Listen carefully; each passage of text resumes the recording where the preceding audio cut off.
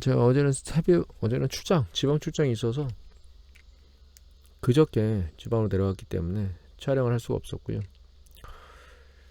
오늘 미국 3대 지수 플러스인데 최근 본 것 중에 가장 큰 폭으로 상승했습니다. 지금 4%는 올랐죠. 나스닥 같은 경우에 기술주가 대거 올랐다는 뜻이죠. 가끔 뉴스 보도 보면 금리 인상 때문에 기술주들이 뭐 향후 뭐 타격을 받을 것이다 뭐 이런 얘기들을 하는데, 실제로 지금 예전에도 보여드렸지만 기술주나 민감주나 조정 이후에 다시 반등할 때 지수보다 더 많이 반등하는 패턴이 IT 버블 붕괴 이후, 글로벌 금융위기 이후에는 계속된 것 같거든요. 그래서 사실 기술주가 금리 인상하고 크게 영향이 있느냐, 사실 없다고 봐야 됩니다. 0.75 올리는 걸 그냥 0.75 올렸다고 이렇게 튀는 거 보면 이해할 수 있죠. 일단 어제 아시아 시장 좋았고, 중국은 아직 방향성을 못 잡고 갈팡질팡하고 있습니다. 양적 완화의 패턴을 보이는데도 불구하고 시장이 반응을 안 하고 있는 거죠. 아시아장 괜찮고 유럽장도 괜찮았는데 미국장이 굉장히 세게 올랐고요. 다만 이게 추세적으로 계속 오른다고 전체적으로 봐야 되느냐, 아직까지는 눈치 보기 좀 해야 됩니다. 왜냐하면 이 채권 수익률이, 채권 투자자들은 보면 이게 머리를 들고 못 올라가고 있거든요. 이게 같이 올라가줘야 됩니다. 채권 수익률하고 주식 수익률하고.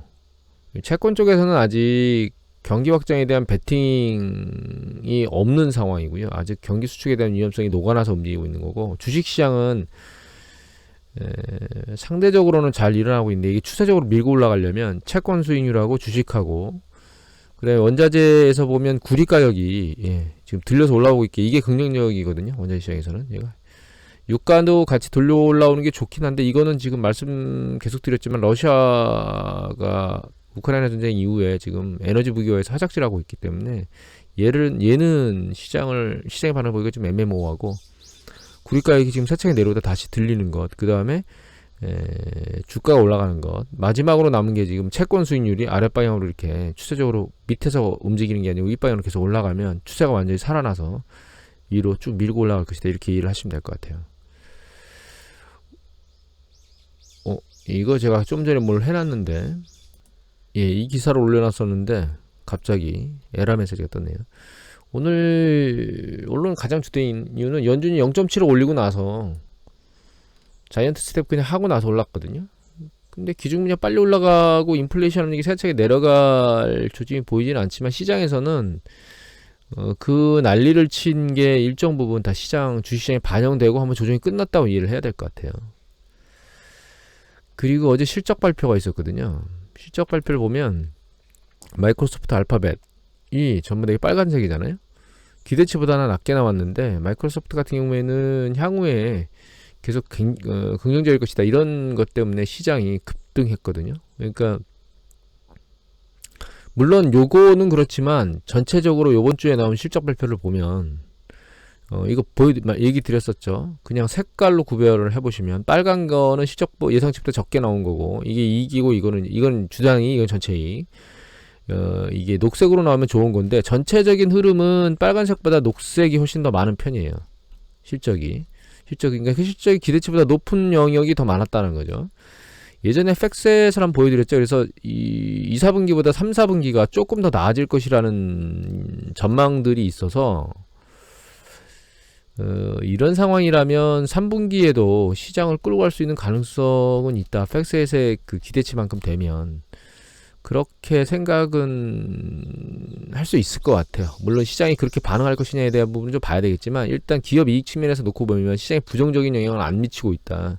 인플레이션 압력이 그렇게 센데도 불구하고, 물론 뭐 타깃이라든가 월마트라든가 이런 쪽에서는 우리나라 이마트로 생각하시면 되죠. 그런 쪽에서는 물가가 높으니까 서민들이 이제 지갑을 닫으면서 실적화 가격 영향, 그리고 이제 전기 전자 제품이나 이런 것들은 직전 2년 동안 많이 샀기 때문에 그런 거에 대한 수요가 줄면서 타격을 받고 있는데, 전체적으로 놓고 보면 인플레이션 압력이 기업이익에 최악의 악영향을 미치고 있는 건 아닌 것 같습니다. 그리고 또 긍정적인 부분이, 어제 미국의 내구재 주문이 나왔거든요. 내구재 주문이 나왔는데, 코어 같은 경우에는 기대치보다 살짝 높았지만 전체 내구재 주문 같은 경우에는 오히려 감소할 거라고 예측했는데 여기 보면 1.9%로 급등했거든요. 전월랩이.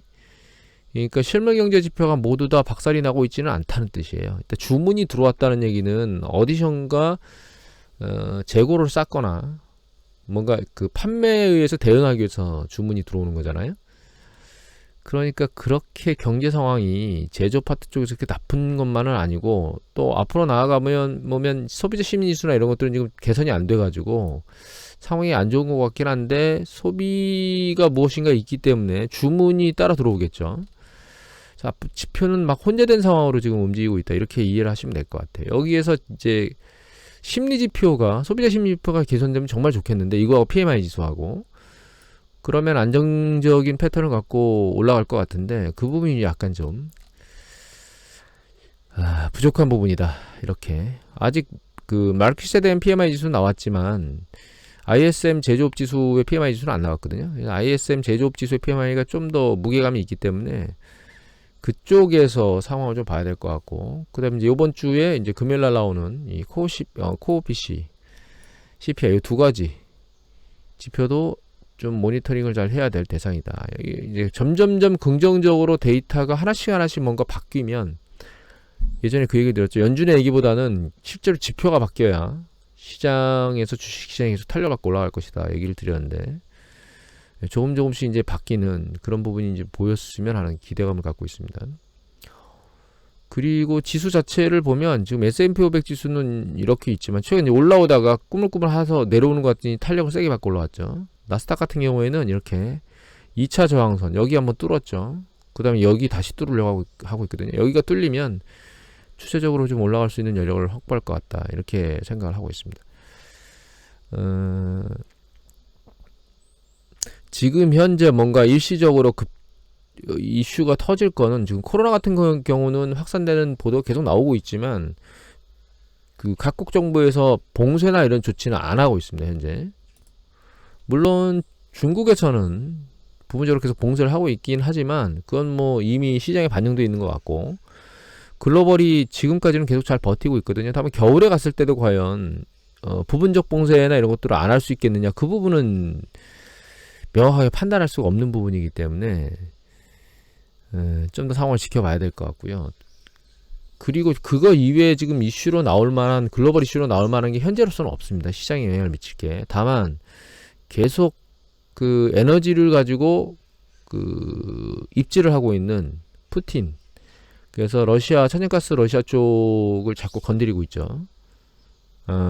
독일이나 유럽 쪽의 러시아 공급을, 그러니까 천연가스 공급을 자꾸 건드리고 있죠. 그 부분이 있는데 그 부분도 일정 부분 시장에 반영이 되고 있어서 극단적으로 행동하지 않는 이상에는 시장이 안정화 국면으로 가고 있는 게 아닌가라고 하는 생각을 조심스럽게 하게 됩니다. 그게 아직은 채권 시장에는 반영되지 않고 있는 것 같은 느낌이라는 거예요. 이게 채권 시장까지 반영되게 되면 시장은 일단 심리적으로는 상승 방향으로 방향을 굳히지 않을까 이렇게 생각을 하고 있습니다. 그럼 푸틴이 언제쯤 그 카드를 내세울 거냐? 제 생각에는 겨울에 임박해서 카드를 내밀 것 같거든요. 왜냐하면 지금 러시아하고 우크라이나 전쟁이 사실은 그 서로 상호 공방을 치고 있긴 하지만 동부 지역 같은 경우는 러시아가 우위를 점유하고 있고 남부 지역 같은 경우는 우크라이나가 우위를 점유하고 있지만 서로 양쪽을 다 짓누를 수는 없는 상황이거든요. 그렇기 때문에 일정 부분 전쟁이 좀 지루하게 될 것 같아요. 그러다가 약간 불리한 상황으로 몰리거나 이러면 그리고 이제 서방 쪽에서 지금 약간 에너지 문제 때문에 유럽 쪽에서 약간 불협화음들이 만들어지고 있잖아요. 이런 부분은 계속 조율하다가 이 상황이 가장 강력하게 조금만 움직여도 강력하게 이슈를 작동할 수 있는 게 사실 겨울이거든요. 난방유 때문에. 그래서 난방 천연가스를 모으겠다고 난리를 치고 있는데 그게 가능할지는 좀 봐야 될 것 같습니다. 그거를 할 수 없도록 만들기 위해서 일부 유럽 국가는 천연가스 공급을 아예 중단하고 독일은 옥죄고 있는 것 같이 보입니다. 개인적으로 제가 생각하기엔. 그리고 또 한 가지는 지금 유럽 그 캡을 씌워서 러시아 석유를 캡을 씌워서 유가를 조절하려고 하고 있는데 실제로 그렇게 했을 때 러시아가 그게 실제로 진행될 때 러시아가 극단적으로 에너지 수출을 중단해버리면 아니면 확 삭감해버리면 그때 유가가 다시 급등할 수 있는 요인들이 있기 때문에 그게 시행되는 게 당장 할 수 있는 게 아니고 시간이 걸리거든요. 조율을 해야 되니까 각 국가별로. 물론 안 될 것 같습니다. 제가 보기엔 거기에 반대하는 국가들도 많고 지금 현재 이런 상황에서도 막 수입해서 써대는 국가들이 있기 때문에 과연 그게 가능할 거냐 하는데 불가능할 거라고 생각하고 있거든요. 개인적으로는. 여하튼 그래서 겨울 쪽에 가면 푸틴이 무엇인가 화작질을 할 수 있는 가능성이 열릴 것 같아요. 그런 상황이 아니라면 겨울에도 시장을 코로나 부분이라든가 푸틴의 에너지 무기화 부분이 약간 사라지면 겨울에도 일정 부분은 추세를 탈 수 있다라고 보고 있긴 한데 중요한 거는 하반기로 가면 갈수록 금리가 너무 높아졌기 때문에 그 부담을 못 견디는 영역들이 생기게 될 겁니다. 그걸 우리가 보려면 결과적으로는 연체율을 쳐다봐야 될 거고요. 그 연체율이 올라가게 되면 은행의 대출 태도를 모니터링 해줘야 됩니다. 그래서 은행의 대출 태도가 상당히 강화가 되면 결과적으로는 신용 팽창이 멈추게 되는 거거든요. 그리고 금리가 상당히 높아져서 장당의 금리가 역전되는 패턴까지 그때 만들어지고 이러면 실제로는 역마진 구조 혹은 이 대출을 해줘봐야 이익이 안 나는 구조이기 때문에 신용 팽창 중단 가능성이 굉장히 높아지고 신용 팽창이 중단된 이후에 그런 조금 전에 말씀드렸던 연체율이라든가 대출 태도라든가 장당의 금리라든가 이런 것들이 경기 끝자락점에 있는 그 시기에 경기 사이클이 다시 돈 적은 없습니다. 반드시 경기 사이클이 한번 붕괴된 다음에 돌거든요.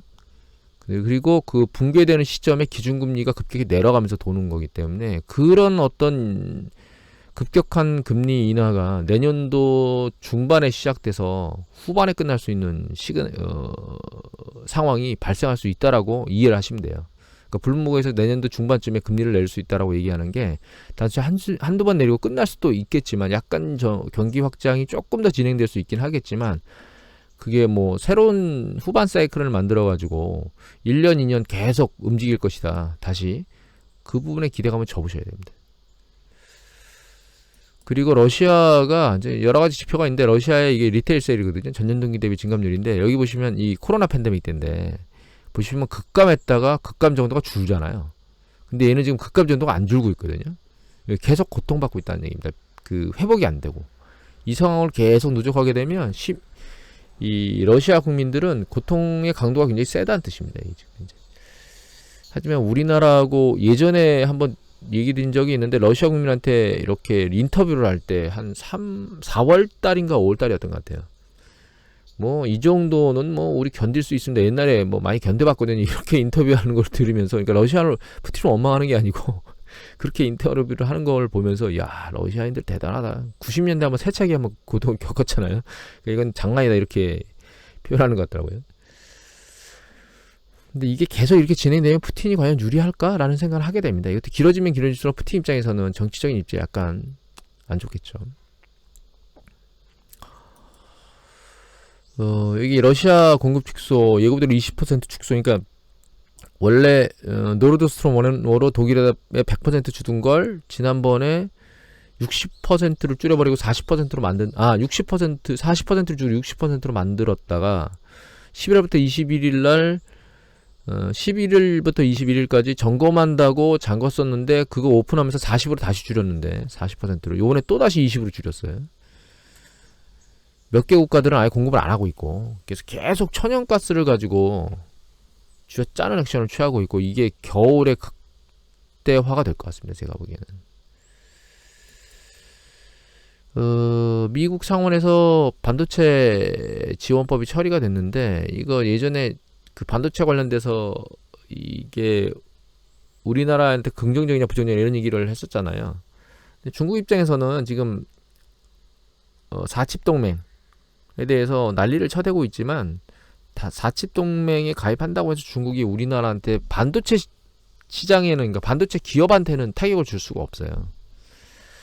왜냐하면 그걸 수입해다 쓰기 때문에 그걸 수입을 안 하면 다른 대체안을 찾기가 녹록치가 않습니다. 왜냐하면 TSMC하고 한국이 대대적으로 하고 있는데 여기 TSMC하고 한국하고 다 들어가 있는데 결과적으로는 칩을 공급받을 수 없다는 뜻이고 칩을 공급받아서 전자제품을 만들어가지고 국내 수요도 있지만 해외 수요도 많거든요.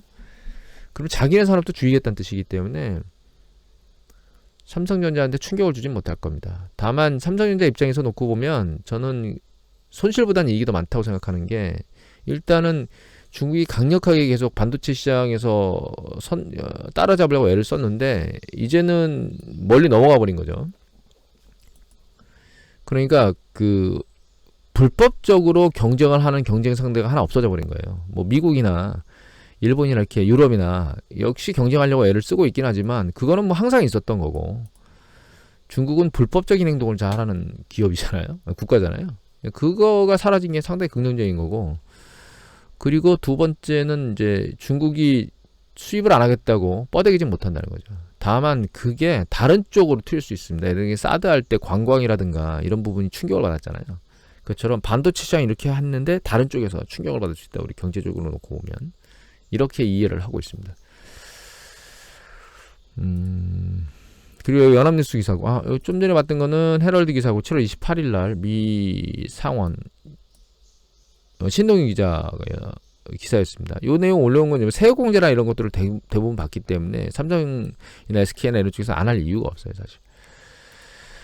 연합뉴스인데 김경희 기자가 올리셨고요. 물가잡기 연속 스텝, 한미 2년 반 만에 금리가 역전돼서, 아까 금리 얘기는 했는데 역전돼가지고 자금이 빠져나갈 가능성이 있다 뭐 이런 얘기를 하잖아요. 근데 여기 보시면 주식시장이 단순히 금리만 가지고 움직이는 게 아니고 실제로는 채권 시장이 문제인데, 여기 보시면 2018년도 하반기에 1.75였잖아요. 이 하반기에 연준, 여기 보면 2018년도 10월 달에 뭐 2%대로 올라가죠. 9월 달에.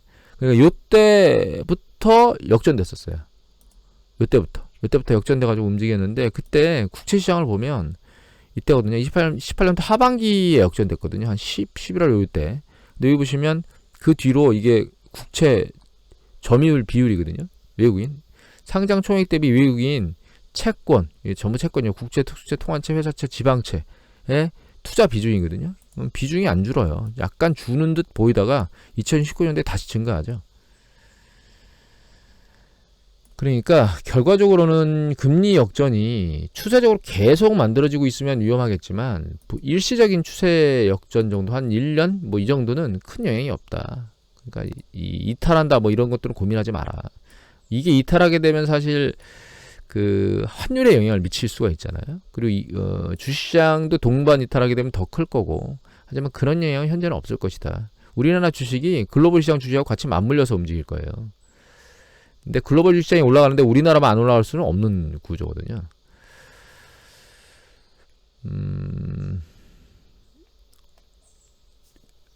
최근 그러니까 우크라이나 전쟁 터진 이후에 계속 악조건으로 시장이 밀려왔거든요. 직전 1년을 보면 올 초 이후에 시장은 일단 그 금리 인상 이후 조정받고 반등하는 시점, 여기서 러시아 침공은 2월 말에 24일날 일어났지만 이 뒤에 금수치나 이런 것들이 한번 터졌고, 그게 인플레이션 압력이 다시 유발하면서 밀려 내려왔거든요. 근데 그 심리가 일단은 마감이 되고 추세적으로 다시 바닥을 찍고 올라가고 있는 것 같습니다. 그리고 여러 가지 이슈들이 소강 상태에 빠져 있는 것 같아요. 인플레이션 압력도 그렇고, 푸틴 에너지 압력도 그렇고, 코로나도 소강 상태에 있는 상황이죠. 그 상황에서 경제 지표들이 안 좋을 거라고 예측되고 실제로 안 좋은 방향으로 움직이고 있는데, 모두 다 한쪽 방향으로 가고 있지는 않고 혼재된 방향으로 움직이고 있는 게, 그리고 기업 이익 같은 경우에는 뭐 생각보다는 낮게 나오는 것들로 봐서 경제가 실제로 현재는 침체는 아니라는 겁니다. 중요한 핵심은 현재 침체냐 아니냐가 중요한 게 아니고, 이 상황에서 조금 회복된다 하더라도, 인플레이션이 잡히고 회복된다 하더라도 경기 사이클이 그러니까 새롭지는 않지만 후반부에 좀 확장될 수 있는 사이클의 힘을 가지고 있느냐라고 하는 부분이거든요. 근데 그게 그렇게 긍정적이지는 않다라고 보이고요. 물론 이제 지난번에 한번 보여드렸지만 90년대에 있었던 것처럼 기준금리를 좀 내려줘서 조금 더 경기 사이클이 돌고 이런 부분들은 있을 수가 있거든요. 근데 그게 그렇게 녹록치는 않을 것 같습니다. 거기다가 금리가 올라가서 주택시장에 영향을 미쳐가지고 주택가격이 내려가는 패턴을 아직 미국은 안 보이고 있는데, 다른 지역들은 이제 주택가격들이 내려가고 있죠. 이런 부분들이 이 시장에 안 좋은 뉴스 보도로 던지는 어떤 이슈들이 작동할 수도 있거든요. 그것이 지금은 아니지만 지금보다 금리가 더 올라간 내년도에 수면 위로 떠올라서 시장에 그 하락 압력을 줄 수가 있습니다. 그리고 역시 경기 사이클이 돌기가 녹록치 않게 만들어진 상황을 하게 될 거예요. 로비니 교수가 그 얘기를 했거든요. 금융위기와 스태그플레이션이 동시에 발생할 수 있어서 난리를 칠 거다 이런 얘기를 했습니다. 보도에. 근데 그거는 전 동의를 하지는 않습니다. 왜냐하면 스태그플레이션이 발생해서 경기 수축이 급격히 내려가면 중앙은행에서 급격히 기준금리 내릴 거예요. 그래서 그 부동산 시장에 관련된 부담을 확 줄여주게 될 겁니다. 그러니까 결과적으로 경기 수축이 발생하면 금리를 급격히 내림으로써 부동산 시장에 대한 위험성이 사라지게 될 거라는 거예요. 그러니까 주가는 더 추가적으로 급락하겠지만 금융위기가 발생하겠느냐? 그렇지는 않을 거라고 생각하고 있습니다. 이 부분은 시간이 점점 진행되게 되면 이슈로 나오게 될 것 같고요. 그거에 대해서는 추가적인 설명을 달아가지고 얘기를 드리면 아마 이해가 더 쉬우실 거거든요. 오늘은 이 정도만 설명드리고 마치도록 하겠습니다.